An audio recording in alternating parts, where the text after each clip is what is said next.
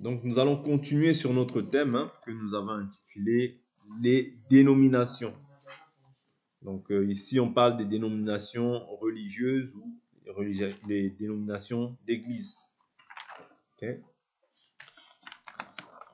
Donc, sans plus tarder, prenons nos Bibles.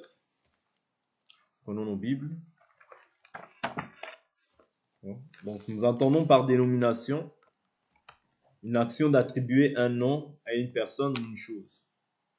Nous avions vu que les dénominations, parce qu'ici on parle de dénomination d'église, toute dénomination qui ne s'appuie pas, en fait, sur le modèle que Christ nous a légué ou nous a laissé, est une dénomination qui s'oppose à la parole. Pourquoi je dis ça? Jésus a donné un nom à l'église. Jésus a dit dans Matthieu chapitre 16, allons premièrement voir à qui appartient, qui est le propriétaire de cette église. C'est très important. Matthieu chapitre 16, le verset 13. L'Écriture nous dit, Jésus, arrivé sur le territoire de Césarée de Philippe, posa cette question à ses disciples. Au dire des gens, qui suis-je moi, le Fils de l'homme? Ils répondirent, les uns disent Jean-Baptiste, d'autres Élie, d'autres Jérémie ou l'un des prophètes. Mais vous, leur dit-il, qui dites-vous que je suis? Simon-Pierre répondit, tu es le Christ, le Fils du Dieu vivant. Jésus reprit la parole et lui dit, tu es heureux, Simon, fils de Jonas, car ce ne sont pas la chair et le sang qui t'ont révélé cela, mais mon Père qui est dans les cieux. Et moi, je te dis que tu es Pierre, et que sur cette pierre, je bâtirai mon église. C'est-à-dire ici, nous voyons déjà un premier élément. Jésus dit qu'il bâtira son église. Et je vous avais dit que lorsque quelqu'un s'octroie ou bien s'attribue le fait de pouvoir dire que c'est son église, cela voudrait dire que toute personne qui déclare être dans l'église qui appartient à Jésus doit suivre automatiquement le modèle que Jésus a posé. Bien que Jésus maintenant a relayé son message par les apôtres. Jésus l'a laissé un modèle, mais nous sommes édifiés, n'oubliez pas, sur le fondement des apôtres, premièrement, et des prophètes. Jésus-Christ étant la pierre angulaire. C'est très important parce que les apôtres maintenant montrent la fondation, le modèle de l'église. Et Jésus dit, je ne prie pas simplement pour vous, mais je prie pour tous ceux qui croiront en moi au travers de vous. Ça veut dire que quand nous croyons aujourd'hui, quand nous prétendons croire, nous devons nous efforcer à respecter le modèle des apôtres. C'est très important. Ouais. Parce que croire en dehors des apôtres, croire et se dire simplement que non, moi je crois en Jésus. Les apôtres, moi, je les mets en second lieu. Oui, il est vrai que nous croyons tous en Jésus, même les apôtres ont cru en Jésus.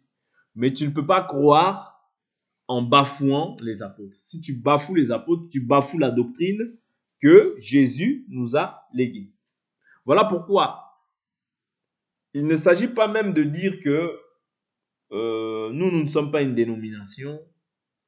Nous sommes, par exemple, parce qu'une église qui n'est peut-être pas dénominationnelle, par exemple, comme nous l'avons vu en fait au niveau de la Bible, bon, ça c'est ce que nous allons voir par la suite.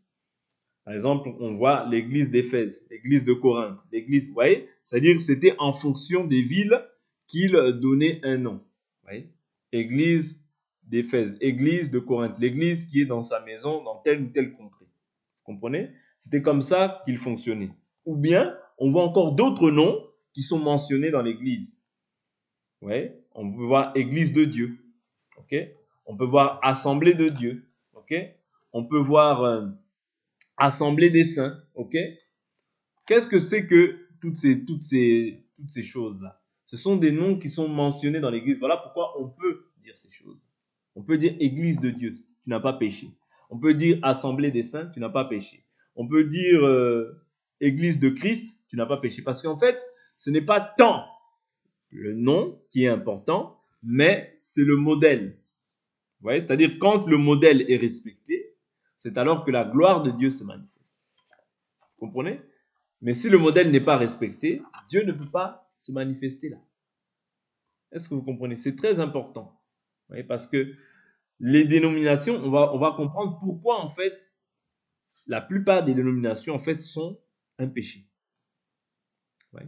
Parce que en fait, quand j'entre dans une dénomination, okay, j'entre dans la vision d'une personne, d'un individu, dans la pensée d'un individu. Or, comme ce n'est plus la pensée de Dieu, directement, on rentre dans la pensée humaine. Qu'est-ce qui va s'en suivre? Il va s'en suivre que la personne, en fait, toute personne qui ne sera pas d'accord avec celui qui est à la tête de cette œuvre-là, directement, il sera chassé. Pourquoi? Parce que tu t'opposes, en fait, c'est-à-dire toi, tu ramènes la parole, mais lui, il ramène les pensées humaines. Ou bien, il est susceptible d'apporter des pensées humaines.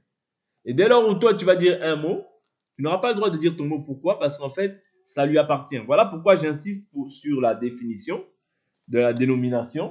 C'est l'action, ouais, d'attribuer un nom à une personne ou à une chose. C'est-à-dire que quand j'attribue un nom à une personne ou à une chose, d'office, cette chose-là maintenant devient ma propriété.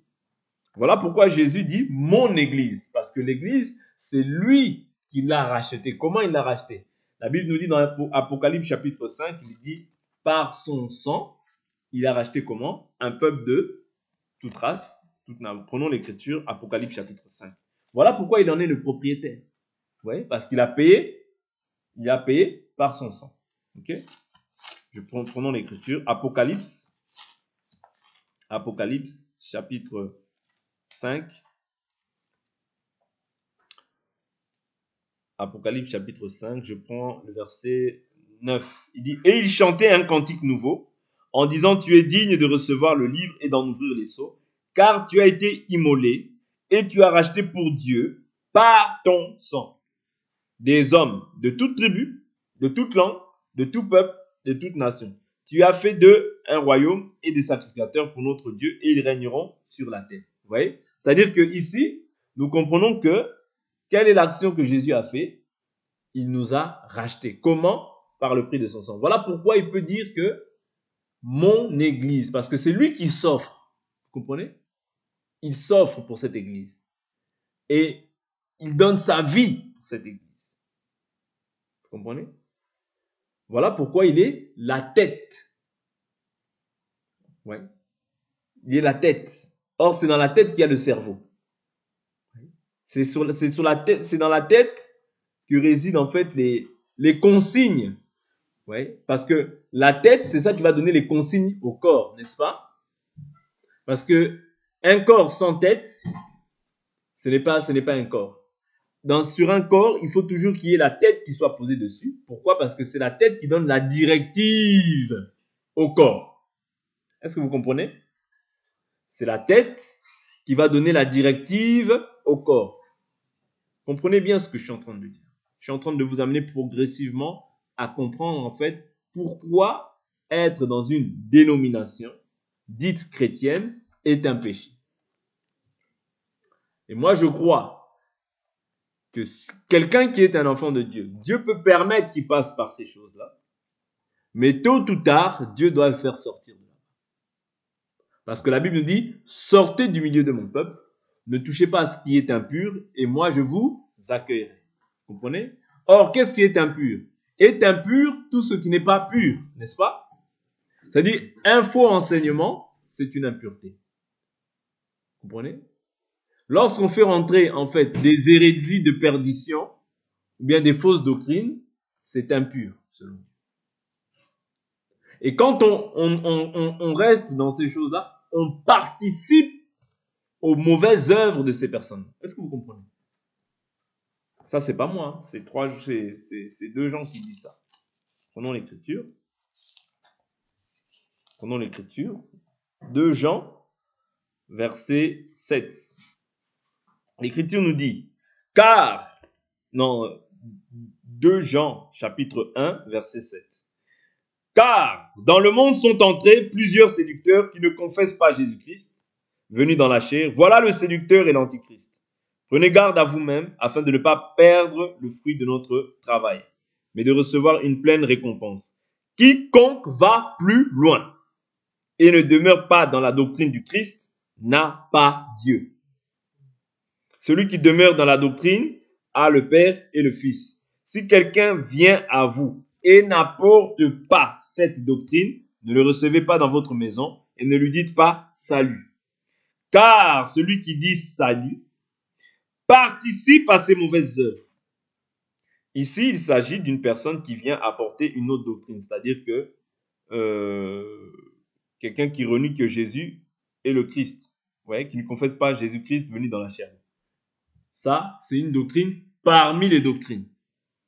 Vous comprenez? Mais quelqu'un peut aussi confesser une doctrine qui ne s'appuie pas sur ce que nous croyons. Parce que maintenant, les doctrines, il y a diverses doctrines. Il y a divers courants de doctrines. Vous voyez? Voilà pourquoi la Bible nous exhorte quoi? À éprouver les esprits pour savoir s'ils sont de Dieu. Car plusieurs faux prophètes sont venus dans le monde, mais la Bible dit, reconnaissez à ceux-ci l'Esprit de Dieu. Tout esprit qui confesse Jésus-Christ venu dans la chair est de Dieu. Tout esprit qui ne confesse pas Jésus-Christ venu dans la chair n'est pas de Dieu. C'est celui de l'Antichrist, dont vous avez appris la venue et qui déjà maintenant est dans le monde. Est-ce que vous comprenez? Oui. Donc c'est très important de comprendre que maintenant, il y a divers courants de doctrine. Il y a divers courants de doctrine. Oui. Donc, il est très important que nous comprenions que les dénominations, en fait, dès lors où déjà ils donnent un nom qui ne s'appuie pas sur l'Écriture, qui ne trouve pas de fondement sur l'Écriture, c'est déjà en fait quelque chose d'impur. C'est-à-dire on prend quelque chose du dehors pour l'amener en fait dans les choses du dedans. Est-ce que vous comprenez? Mais la Bible nous dit quoi? Ne prenez point part aux œuvres fructueuses des ténèbres, mais plutôt dénoncez-les. C'est-à-dire en enseignant, on dénonce aussi en fait les mauvaises œuvres, les mauvaises pratiques que nous pouvons voir en fait au milieu des soi-disant assemblées chrétiennes. Voilà pourquoi je vous ai toujours dit, on n'embrasse pas n'importe quelle doctrine. On examine, on étudie la doctrine à la lumière des Écritures. C'est pas tous ceux qui disent chrétiens qui sont réellement chrétiens. Non. Et chrétien, celui qui demeure dans la doctrine. Qu'est-ce que c'est que la doctrine? La doctrine, c'est l'enseignement que Christ nous a annoncé, ainsi que ses apôtres. C'est ça. C'est-à-dire que c'est ça qu'on appelle la doctrine. C'est l'ensemble, en fait, des Écritures. Oui. Comme il est écrit, vous avez été édifiés sur le fondement des apôtres et des prophètes, Jésus-Christ étant la pierre angulaire. C'est-à-dire, on prend l'ensemble et c'est ça qui forme ce qu'on appelle la doctrine. Parce que Jésus dit, il fallait, je prends Luc chapitre 24, il fallait qu'il s'accomplisse ce qui est écrit de moi dans la loi, dans les psaumes et dans les prophètes. Vous voyez? C'est-à-dire que ça aussi, c'est la doctrine. Oui. Parce que les apôtres, lorsqu'ils étaient là, ils prêchaient par rapport à la loi, les psaumes et les prophètes. Ils ne prêchaient pas, le Nouveau Testament n'était pas encore là. Vous comprenez? C'est-à-dire qu'ils n'étaient pas encore là. C'est-à-dire qu'eux, ils prêchaient par rapport à la loi, les psaumes et les prophètes, et ils faisaient ressortir maintenant les aspects de Christ dans la loi, les psaumes et les prophètes. Vous comprenez? C'est-à-dire quelqu'un qui refuse la loi, les psaumes et les prophètes, c'est déjà un antichrist. Il dit non, moi c'est juste le Nouveau Testament. Non. La doctrine, c'est l'ensemble. Parce que les apôtres n'avaient pas la nouvelle alliance. C'est-à-dire, ils écrivaient par rapport à la loi, les psaumes, les prophètes. Regardez, je prends une écriture. Actes des apôtres. Prenons une écriture. Actes des apôtres. Je prends le chapitre 2. Il dit, 2 verset 29, il dit, frères, qu'il me soit permis de vous dire franchement, au sujet du patriarche David, qu'il est mort, qu'il a été enseveli, et que sa tombe existe encore parmi nous jusqu'à ce jour. Comme il était prophète, et qu'il savait que Dieu lui avait juré par serment de faire asseoir un de ses descendants sur son trône, il a prévu par ses paroles la résurrection du Christ, qui en effet n'a pas été abandonné dans le séjour des morts et dont la chair n'a pas vu la corruption. Ce Jésus, Dieu l'a ressuscité, nous en sommes tous témoins. Élevé par la droite de Dieu, il a reçu du Père l'Esprit Saint qui avait été promis et il l'a répandu comme vous le voyez et l'entendez. Car David n'est pas monté dans les cieux, mais il dit lui-même, le Seigneur dit à mon Seigneur, assieds-toi à ma droite jusqu'à ce que je fasse de tes ennemis ton marchepied. Vous voyez, c'est-à-dire ici, il prend un aspect de la loi pour pouvoir maintenant expliquer en fait ce que David disait. Ouais, ce que David disait. Vous comprenez? C'est-à-dire, il prend une parole qui est écrite dans les psaumes pour pouvoir maintenant expliquer en fait pour quelle raison David disait ces choses. Vous comprenez? C'est-à-dire, c'était conduit par l'esprit. Est-ce que vous comprenez? Donc ici, c'était simplement pour vous faire comprendre que tout, en fait, notre foi à nous est centrée sur Christ. Voilà pourquoi nous disons que notre foi, elle est christocentrée. Okay? C'est-à-dire centrée sur Christ. Si on sort de cela et on embrasse en fait autre chose, mais cela voudrait dire qu'on n'est plus dans la volonté de Dieu. Vous comprenez? Maintenant, je vous dis toujours que ce n'est pas parce qu'une personne est dans une dénomination que Dieu ne va pas l'appeler forcément à... C'est-à-dire, Dieu peut lui ouvrir les yeux. C'est-à-dire, il y a des gens qui sont parfois dans l'erreur. Mais quand tu es dans l'erreur et que tu cherches Dieu d'un cœur sincère, qu'est-ce qui va se passer? C'est pour ça que je vous dis que une vraie personne qui cherche sincèrement Dieu, ouais, ne peut pas demeurer indéfiniment dans des systèmes, en fait, dans des systèmes où le modèle n'est pas respecté. Non. Pourquoi? Je prends une écriture. Dieu finira toujours par t'éclairer. Parce que la Bible nous dit, dans Deutéronome chapitre 4, si je ne m'abuse, si vous me cherchez, je me laisserai trouver. Prenons l'écriture, Actes des Apôtres. Actes des Apôtres. Actes des Apôtres. Je prends le chapitre 18 au verset 23. Après y avoir passé quelque temps, il repartit et parcourut successivement le pays de Galatie et la Phrygie, en affermissant tous les disciples. Un juif du nom d'Apollos, originaire d'Alexandrie, homme éloquent et versé dans les Écritures, était arrivé à Éphèse. Il était instruit dans la voie du Seigneur et fervent d'esprit. Il annonçait et enseignait avec exactitude ce qui concernait Jésus, tout en ne connaissant que le baptême de Jean. Est-ce que vous comprenez? C'est-à-dire, lui, il enseignait exactement ce qui concernait Jésus, mais il ne connaissait que le baptême de Jean. C'est-à-dire, il ne connaissait pas, en fait, le baptême au nom de Jésus-Christ. C'est-à-dire, le baptême qui sauve, en réalité. Il se mit à parler ouvertement dans la synagogue. Priscille et Aquilas, après l'avoir entendu, le prirent avec eux et lui exposèrent plus exactement la voie de Dieu. C'est-à-dire, ils le prirent à côté et lui exposèrent davantage, en fait, les Écritures. Vous comprenez? C'est-à-dire que Jean-Baptiste avait dit quoi? Que il faut croire à celui qui vient après moi, parce que c'est lui qui vous baptisera d'Esprit Saint et de feu. Vous voyez? Donc Jean-Baptiste baptisait d'eau, c'est-à-dire du baptême de la repentance. Ok? Mais aujourd'hui, par exemple, on a encore des gens qui baptisent au nom du Père, du Fils et du Saint-Esprit. C'est un baptême, parce que Jésus l'a dit. Mais Jésus a dit quoi? Vous voyez? Que souvent, Jésus parlait en parabole.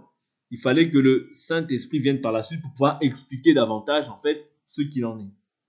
Voilà pourquoi il n'y a aucun apôtre qui a baptisé au nom du Père, du Fils et du Saint-Esprit, mais tous ont baptisé au nom de Jésus-Christ. Parce que si tu es encore baptisé au nom du Père, du Fils et du Saint-Esprit, qu'est-ce qui s'ensuit? Tes péchés ne sont pas pardonnés. Parce que le baptême, c'est pour le pardon des péchés. Actes chapitre 2. Vous voyez? Actes chapitre 2, verset 38. Pierre leur dit, repentez-vous, que chacun de vous soit baptisé au nom de Jésus-Christ pour le pardon de vos péchés et vous recevrez le don du Saint-Esprit. Vous comprenez? Donc, tu es pardonné de tes péchés, mais tu reçois par la suite le don du Saint-Esprit. Et il dit que la promesse est pour vous et vos enfants, et pour tous ceux qui sont loin, en aussi grand nombre que Dieu, notre Seigneur, le Seigneur, notre Dieu les appellera. Okay? Donc c'est très important de comprendre qu'il y a un ordre établi par lequel nous devons, en fait, un ordre établi que nous devons respecter. Et quand on fait comme on veut, en réalité, on n'est plus dans la volonté de Dieu. Voilà pourquoi je vous dis que, logiquement, les dénominations ne devraient pas exister. Pourquoi? Parce que ce n'est pas la volonté de Dieu. Si c'est un nom qui respecte ce qui est dans la parole, nous disons Amen. Mais si c'est un nom, en fait, une invention, c'est déjà l'égarement. Et tu verras que comme c'est une invention, ça vient de l'homme, Dieu n'est pas là. Parce que la Bible nous dit, mes pensées ne sont pas vos pensées. Mes voix ne sont pas vos voix. Vous comprenez? Et l'Église, Jésus dit, dans Matthieu chapitre 16, il dit, mon Église. Oui. C'est-à-dire, il s'agit de l'Église de Jésus. Pourquoi il se l'attribue? Parce qu'il l'a racheté. De même aussi, ces personnes qui donnent un nom, c'est leur Église. Vous verrez que par la suite, il cherchera à faire en sorte que sa femme aussi soit pasteur, à faire en sorte que son enfant, quand il grandira, il va former son enfant, et par la suite, c'est son enfant qui va reprendre la relève. Ce sera quelque chose de familial. Or, ce n'est pas la volonté de Dieu qu'il en soit ainsi. La volonté de Dieu, c'est que tout le monde puisse, en fait, c'est-à-dire que lui seul soit la tête. C'est-à-dire la parole qui puisse diriger, en fait, toute chose. Mais ce n'est pas un homme, en fait, qui doit diriger. Bien que Dieu donne, en fait, des hommes pour pouvoir diriger l'Église, oui, c'est-à-dire l'Église est dirigée de manière collégiale. Oui. C'est-à-dire que c'est un ensemble, c'est-à-dire c'est l'ensemble des ministres, oui, et des anciens, les anciens et les ministres qui doivent diriger l'Église. Est-ce que vous comprenez?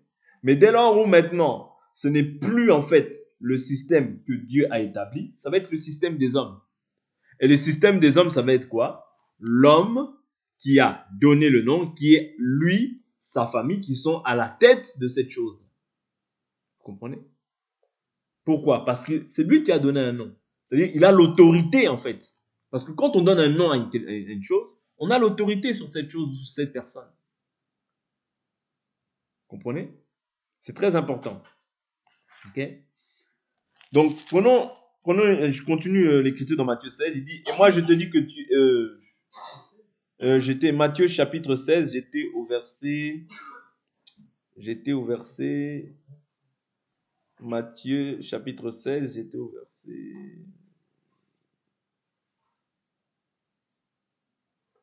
voilà, verset 18. Et moi je te dis que tu es Pierre et que sur cette pierre je bâtirai mon église et que les portes du séjour des morts ne prévaudront pas contre elle. Je te donnerai les clés du royaume des cieux. Ce que tu liras sur la terre sera lié dans les cieux et ce que tu délieras sur la terre sera délié dans les cieux. Vous voyez, donc ici, nous comprenons encore une fois qu'il s'agit de l'église de Jésus. Donc dans l'église de Jésus, les portes du séjour des morts ne prévaudront point. C'est-à-dire que quand tu as reçu le salut, pour toi, en fait, le séjour des morts n'est plus ton partage. C'est-à-dire, lorsque tu meurs, tu vas dans le repos et non pas dans le séjour des morts. Parce que le séjour des morts, c'est pour ceux qui n'auront pas reçu Christ de leur vivant. Ok? Donc, c'est très important à comprendre ces choses-là aussi. Ok? Donc, prenons une écriture encore qui va nous aider. Allons dans le livre de Éphésiens. Ici, je veux vraiment nous faire comprendre dans un premier temps la raison pour laquelle, en fait, les dénominations dites chrétiennes sont dans l'erreur. Ils sont dans l'erreur parce que ils font les choses selon leur volonté, selon leur pensée, selon leur philosophie. Tu peux voir que les gens peuvent se dire, bon, ben, aujourd'hui, on va fêter la fête des mères. On fête la fête des pères. Dans l'église. C'est-à-dire, dans l'église, on ramène quoi? Le feu étranger. C'est-à-dire, les choses du dehors, on les ramène dedans. Ouais. Les gens peuvent commencer à fêter des fêtes qui sont abominables aux yeux du Seigneur. Parce que le culte est réservé à l'Éternel. Le culte n'est pas réservé à un homme. Un homme ne peut pas être en honneur. Ouais. On doit honorer Dieu avant toute chose. Tu peux voir quelqu'un qui commence à célébrer son anniversaire. Pourquoi? Parce que ce sont les traditions des hommes en fait qui ont pris place et ce n'est plus en fait Dieu qui est au centre de cette chose-là. Et comme Dieu n'est pas au centre, Dieu ne peut pas aussi descendre. Dieu ne peut pas manifester sa gloire. Même s'il y a des signes, même s'il y a des prodiges, même s'il y a des miracles, Dieu n'est pas là. Parce que dès lors où vous n'avez pas respecté dès la base le modèle, la gloire de Dieu ne peut pas être là. Donc ça, il s'agit d'une foi. Mais nous avions déjà vu ça, il s'agit de la foi vaine. Vous comprenez? Et les gens peuvent dire Jésus. Les gens peuvent chanter aussi des beaux cantiques qui touchent aussi le cœur. Mais du fait qu'en fait, vous n'avez pas respecté le fondement, même s'il y a des signes, des prodiges, des miracles, mais Dieu ne peut pas être là. Pourquoi? Parce que le modèle n'est pas respecté. Ne vous en faites pas, hein. Ce n'est pas parce qu'il y a la foule qu'il y a Dieu. Non. Ouais. Il peut y avoir la foule, mais pas Dieu. Parce que Dieu nous dit, hein, large est le chemin qui mène à la perdition, et il y en a beaucoup qui entrent par là. Mais resserré et étroit, le chemin qui mène à la vie, et il y en a peu qui le trouvent. C'est-à-dire, pour pouvoir voir le Seigneur, il faut demeurer dans le chemin étroit. Parce que c'est le chemin étroit qui va permettre que tu puisses parvenir maintenant à la vie. Mais le chemin large, généralement, c'est tout le monde qui va là-bas. Vous comprenez? Donc, il est très important qu'on comprenne pourquoi la dénomination dite chrétienne est un péché. Quand je donne un nom à quelque chose, j'en ai l'autorité. C'est-à-dire, je peux faire aussi ce que je veux. C'est comme cette maison. C'est notre maison, donc on peut la décorer comme on veut. Personne ne va nous dire quoi que ce soit. Pourquoi? Parce que ça nous appartient. Mais si nous étions locataires, nous serons limités, en fait, dans ce que nous faisons, dans ce que nous pouvons faire. Vous comprenez? Mais du fait que la chose est à toi, tu fais aussi ce que tu veux. Vous comprenez? Mais dès lors où la chose n'est pas à toi, tu te conformes, en fait, à ce que le propriétaire veut. Je vous avais pris un exemple. McDonald's. Ouais. Quand tu travailles, par exemple, si tu fais ce qu'on appelle une franchise, tu achètes une franchise chez McDonald's, toi, tu ne vas pas décider comment tu vas mettre la couleur des chaises, tu ne vas pas décider la couleur des vitres ou quoi que ce soit. Non, McDonald's va t'imposer, en fait, tout ce que eux veulent. Le papier, comment il doit être, les poubelles, comment ils doivent être, les toilettes, de quelle couleur elles doivent être. C'est-à-dire, vous voyez, c'est-à-dire, c'est la même chose dans les choses de Dieu. C'est-à-dire que quand moi, je prétends être en Christ, il faut maintenant que je puisse en fait rentrer dans ce que Christ veut pour moi.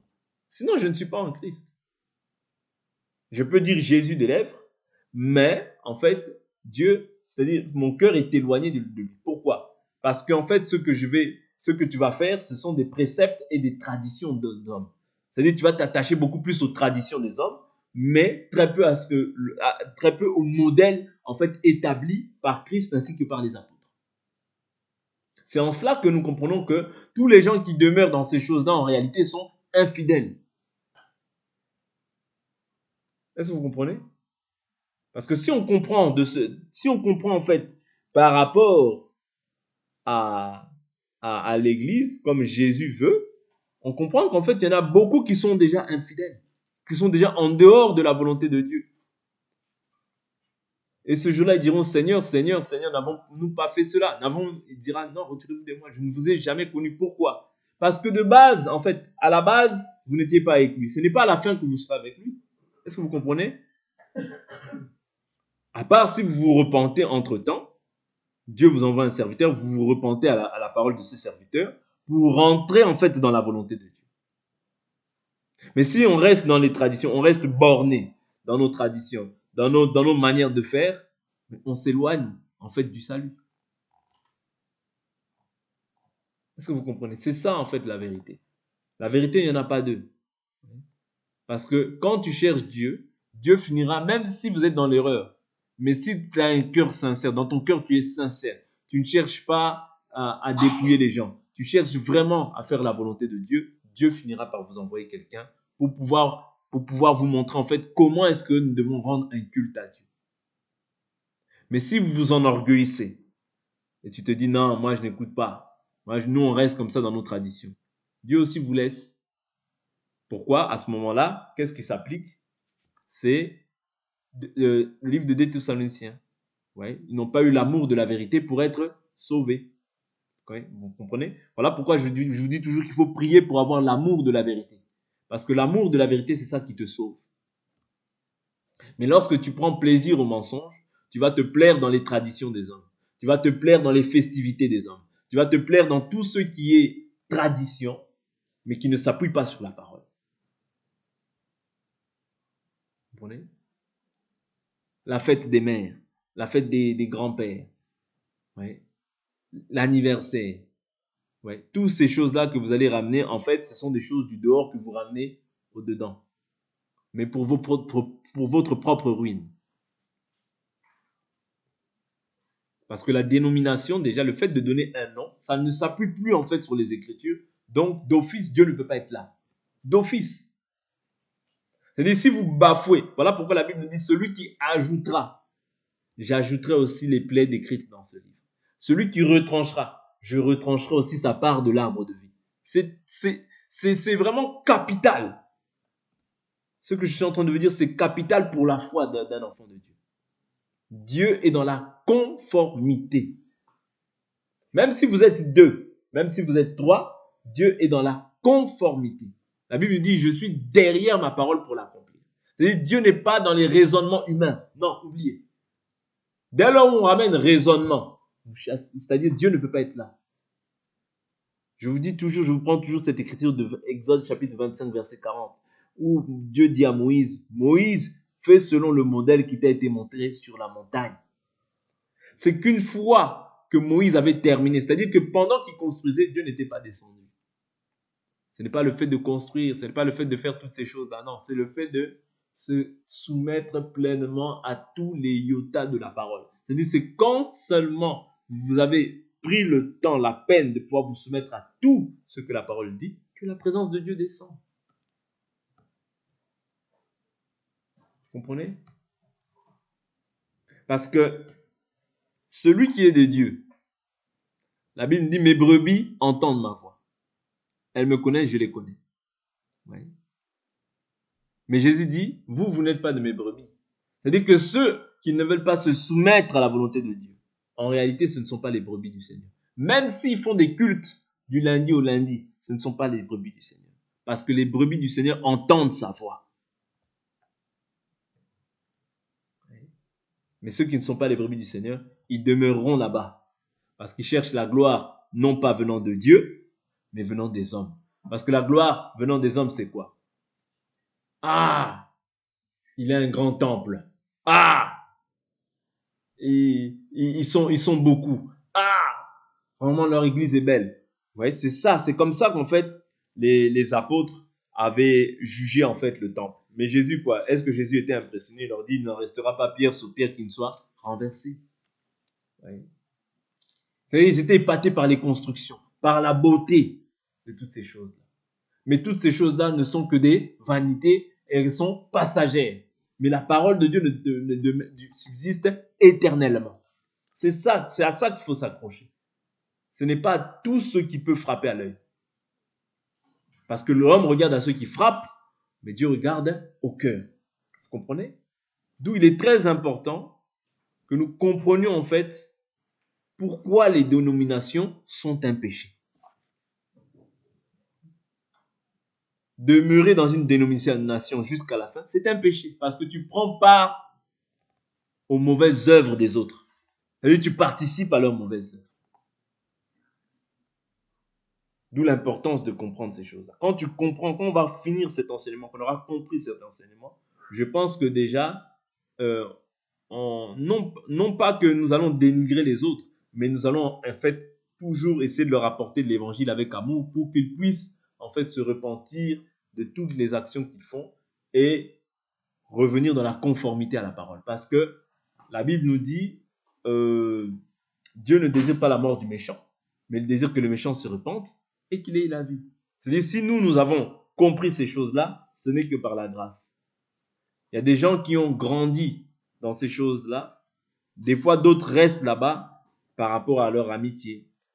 Par rapport à leurs parents. Oh, moi, j'ai toujours été ici. Par rapport à la proximité. Oh, par rapport au fait aussi de se dire, bon, ben, si je vais pas là-bas, je vais rester seul. Vous voyez? Au lieu de rechercher la vérité, mais il préfère demeurer dans le mensonge. Mais celui qui a réellement l'amour de la vérité, cette parole-là va résonner, retentir dans son cœur, et Dieu ne permettra pas qu'il puisse rester là-bas indéfiniment, et il en sortira parce que il est un frère de Jésus, il est un enfant de Dieu. Amen. Donc pour aujourd'hui, on s'arrête là. On continuera demain par la grâce du Seigneur sur ce thème.